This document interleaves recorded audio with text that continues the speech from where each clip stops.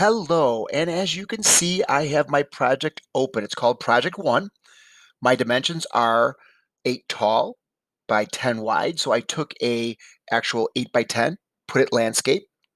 My DPI is 144, which is in between the low end of 72, which is good for social media, things that are online, and the maximum, or what I like to call the maximum, for print ads at 300 DPI. So we're right in the middle and it works well. So we'll have some nice definitive lines, or we'll see some nice sharp pictures, but yet it won't slow down the computer at 300. So what I want to do is add this picture that I downloaded from online, and we're just going to go to File. And as you can see through File, I can start a new one. I've already started it. I can open up a project that already exists.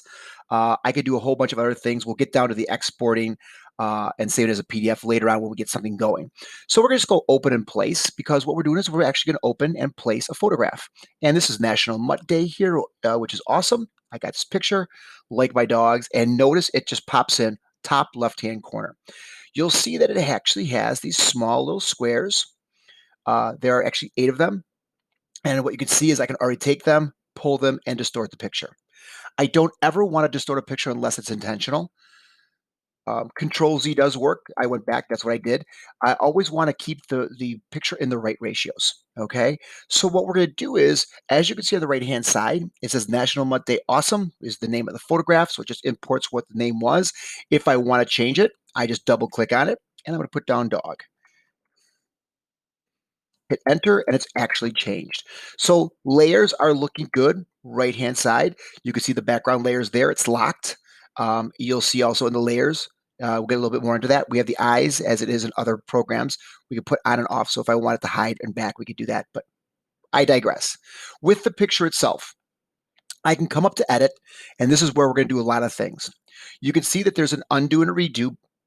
I can step forward or I can step back. Control Z will be the best thing. If you do something wrong, Control Z, it will go back step after step after step.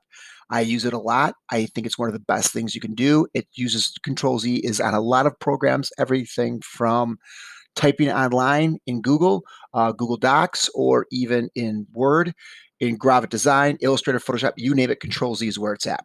We have our cut, we have our copy merge, and our paste, everything else. But we're going to come down here to where it says free transform, Alt Control T. You can do either this way or that way, and notice they're back. I can take it, again, stretch it, make it size, whatever. I can even rotate it, which would be great. You can notice there's the actual degree up top here. We also have, so if I wanted to go 45, easily come up here, type in a 45, and it rotates that 45 degrees. I have my XY axis if it moves. Those are all things, if you want to be very precise, it is there. I'm fine with you doing that. Last thing is, if you want to keep it in shape and ratio, hold the shift button down and move it. Even like the corner here, I hold my shift, I'm holding my shift down. Notice it will stay in the right ratio. Okay, and that's what we're looking for. We're looking to not distort the photograph just by dragging and pulling it right away and trying to get to it. Some people think they can drag it bottom, they can drag it down like this, and then I'll drag it out like this. It's never the same thing. So we always want to keep it in the right proportion. So here are some of the other things we can actually do with this photograph. But again, let's come back here.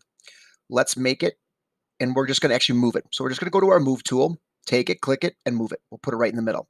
Notice you got some nice guides. It's telling me that you see the horizontal and vertical guide. It's telling me if it is, centered in the picture. I think that's a nice thing. Those are what we call smart guides. Notice if it's on the left-hand side, you can see the red guide when I do it on the edge here when I move it, or vice versa.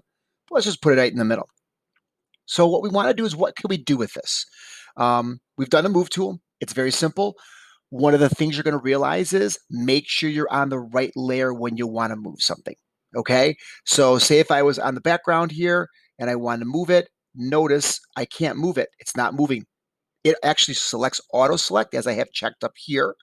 But if that wasn't there and I was on the background and I wanted to move this picture, I would be like, why can't I move it? Why can't I move it? So it defaults to auto select, which is cool. But just remember, check which layer you're on before you move anything. Also, lock your layers too if you don't want anything moved. But let's go ahead and let's go see what we have here.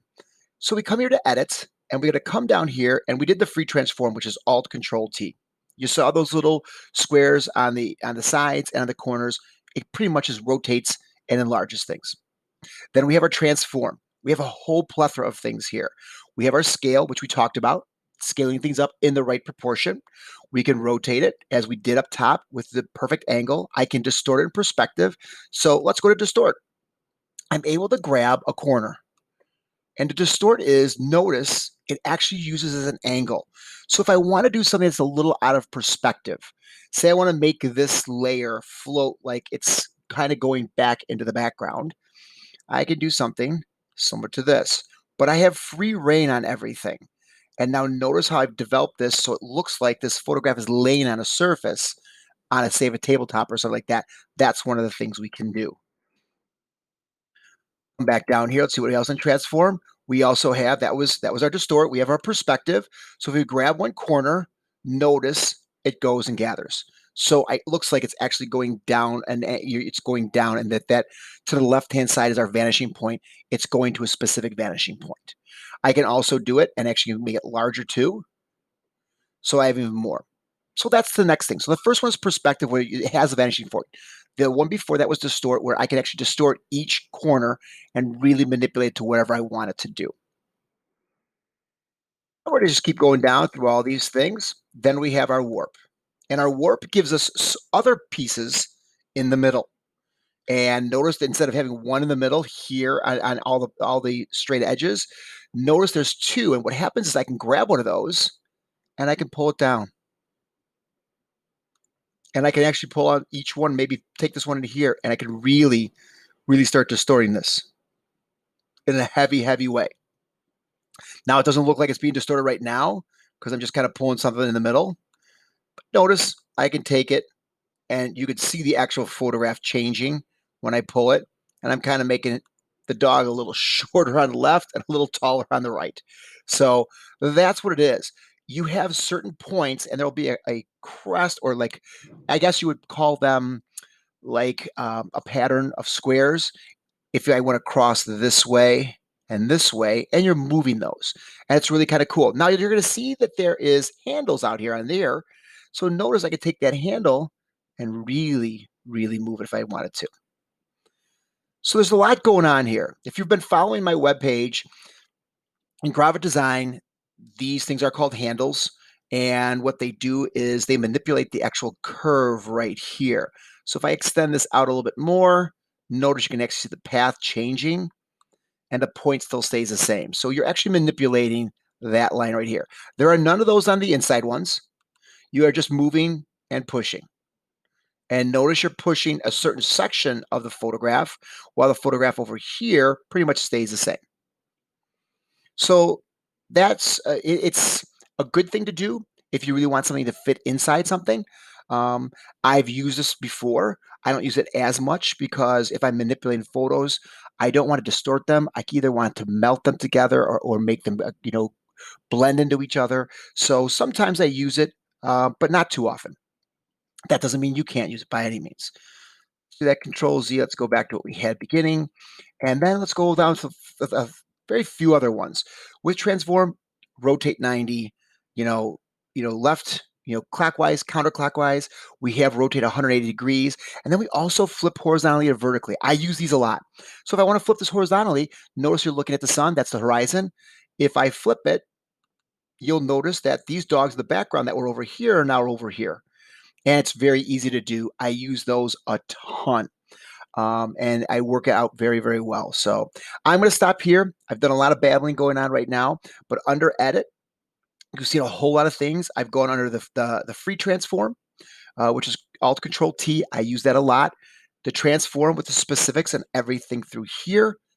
Pretty much going through all that again. And then last but not least, that's pretty what I'm going to stop. So again, I use my scale.